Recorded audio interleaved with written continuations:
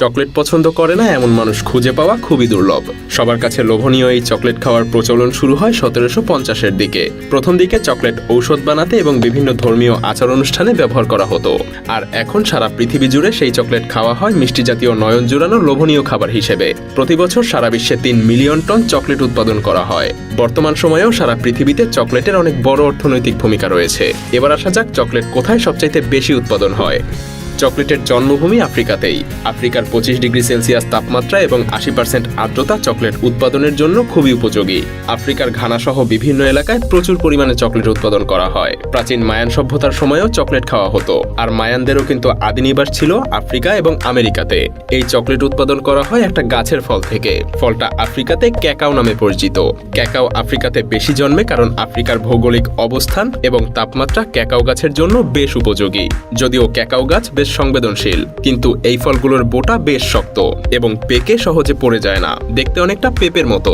তাছাড়া এই গাছের ফলগুলো একটার পর আরেকটা জন্মে, এজন্য সহজে এরা গাছ থেকে পেকে পড়ে যায় না। এক একটা ফলে প্রায় 40টার মতো বীজ থাকে। চকলেট উৎপাদনের প্রক্রিয়ার শুরুতে ক্যাকাও ফল গাছ থেকে সংগ্রহ করা হয়। এগুলোকে গাছ থেকে সংগ্রহ করার পর কৃষকেরা মাটিতে বসে নিজ হাতে ক্যাকাও ফল থেকে বীজ আলাদা করে। ক্যাকাও ফলের বীজ সাদা রঙের এবং এর খোসার ভিতরটা খুবই আঠালো অবস্থায় থাকে। প্রতিটা ফলে প্রায় 40টা আঠালো বীজ থাকে। ক্যাকাও ফলের বীজ কৃষকেরা নিজ হাতেই সংগ্রহ করে থাকে। মজার ব্যাপার হলো এই আঠালো বীজ একত্র করার সময় একবারও মনে হবে না যে এগুলো দিয়ে আসলে চকলেট বানানো যায়। ফল থেকে বীজ আলাদা করার পর এগুলো ফার্মেন্টেশন বক্সে রাখা হয়। 3 থেকে 9 দিন পর্যন্ত ফার্মেন্টেশন বস্তায় বীজ পাতার সাহায্যে ঢেকে রাখা হয়। এর কারণে বীজে থাকা সমস্ত রকম ব্যাকটেরিয়া দূর হয় এবং বীজের আসল কালার চলে আসে। এরপর ফার্মেন্টেশন করা ক্যাকাও বীজ রোদে ভালোভাবে শুকানো হয় যাতে গন্ধ এবং রঙে পরিবর্তন আসে। শুকানোর পর ক্যাকাও ফলের বীজগুলো পুড়িয়ে তৈরি করা হয় কোকো বিন। এরপর ক্যাকাও বিনগুলো আবারও রোদে শুকানো হয়, কারণ রোদে শুকানোর ফলে বীজগুলোতে ছত্রাক এবং ব্যাকটেরিয়ার পরিমাণ অনেকটাই কমে যায়, আর সেই সাথে সেগুলো নষ্ট হওয়ারও ভয় থাকে না। এরপরেই শুকানো বিনগুলো পৃথিবীর বিভিন্ন ফ্যাক্টরিতে নেওয়ার জন্য উপযুক্ত হয়ে যায়।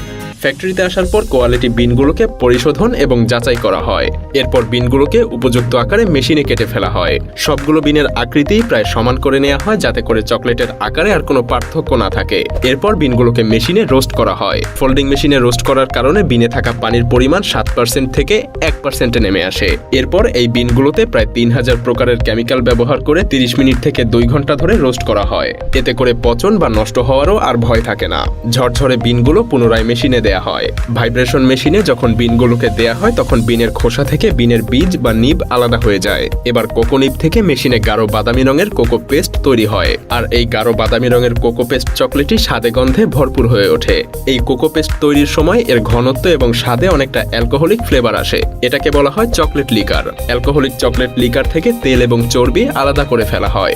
এরপর চকলেটের বাকি অংশ গাঢ় বাদামি রঙের রূপ নেয়। তেল চর্বি আলাদা করার পর শুধুমাত্র কোকো পাউডার পাওয়া যায়, আর এই ঘন কোকো পাউডার আলাদাভাবেও বাজারজাত করা হয়। কোকো পাউডারের সাথে আগে থেকেই আলাদা করা চকলেট লিকার, চর্বি, মধু এবং গুঁড়া দুধ মিশিয়ে বিভিন্ন ফ্লেভারের চকলেট তৈরি করা হয়। চকলেটের এই বিভিন্ন উপাদান মেশানোর এই মিশ্রণকে ভালোভাবে মেশিনে স্মুথ করা হয়। এরপর মোল্ডে ঢেলে ঠান্ডা করে বিভিন্ন আকৃতি এবং ডিজাইন দেওয়া হয়। তবে তার আগে ফাইনাল চেক করা হয় যে চকলেটে কোনো রকম বুদবুদ বা এয়ার বাবল আছে কিনা, কারণ এয়ার বাবল থাকলে চকলেট ভেঙে যায় আর সহজেই নষ্ট হয়ে যায়। আর এরপরেই বিভিন্ন ডিজাইনে চকলেট তৈরি করা হয়। এরপর এগুলোকে ফয়েল এবং প্যাকেজিং করা হয়। প্রতিটা চকলেট বার প্যাকেজিং করার আগে অ্যালুমিনিয়াম ফয়েলে মোড়ানো হয়। আকারে চকলেট ছোট হলেও প্রতি বছর আফ্রিকা চকলেট থেকে প্রায় $50 বিলিয়ন আয় করে, যা তাদের দেশের অর্থনীতিকে দিন দিন চাঙ্গা করে তুলছে। সারা বিশ্বে সারা বছর ধরে প্রচুর পরিমাণে চকলেট বিক্রি হয়, আর চকলেট পেলে খুশি হয় না এমন মানুষ খুঁজে পাওয়া মনে হয় সম্ভব না।